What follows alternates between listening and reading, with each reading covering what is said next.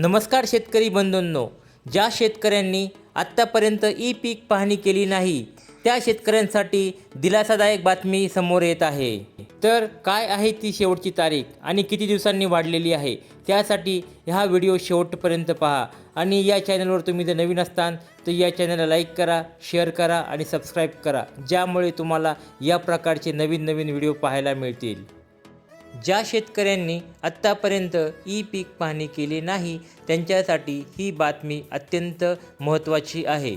यापूर्वीची तारीख 14 सप्टेंबर अशी होती, परंतु त्यामध्ये 7 दिवसाची वाढ करून 21 सप्टेंबर 2025 अशी करण्यात आलेली आहे।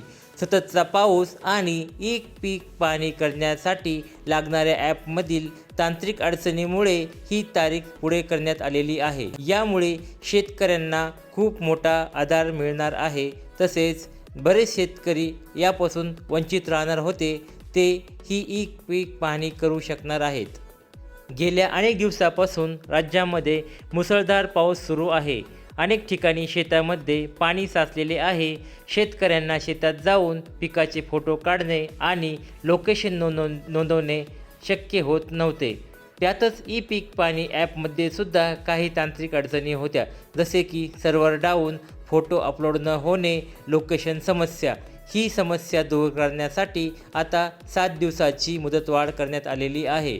शेतकऱ्यांची ही अडचण आणि चिंता शासनापर्यंत पोहोचली होती, ज्याची दखल घेत शासनाने सकारात्मक निर्णय घेत 12 सप्टेंबर ऐवजी शासन निर्णयानुसार 14 तारखेवरून 21 तारखेपर्यंत हा कालावधी वाढवलेला आहे। ज्या शेतकरी बांधवांची ई पीक पाहणी करण्याची राहिली आहे त्यांनी आता अजिबात वेळ न घालवता आपली ई पीक पाहणी पूर्ण करावी।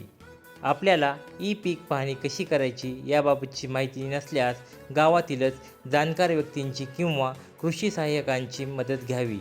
आपल्या पिकाची नोंद वेळेत करून शासकीय योजनांच्या लाभापासून वंचित राहू नये असे आवाहन करण्यात आलेले आहे। शेतकरी बंधूंनो, तुम्हाला जर हा व्हिडिओ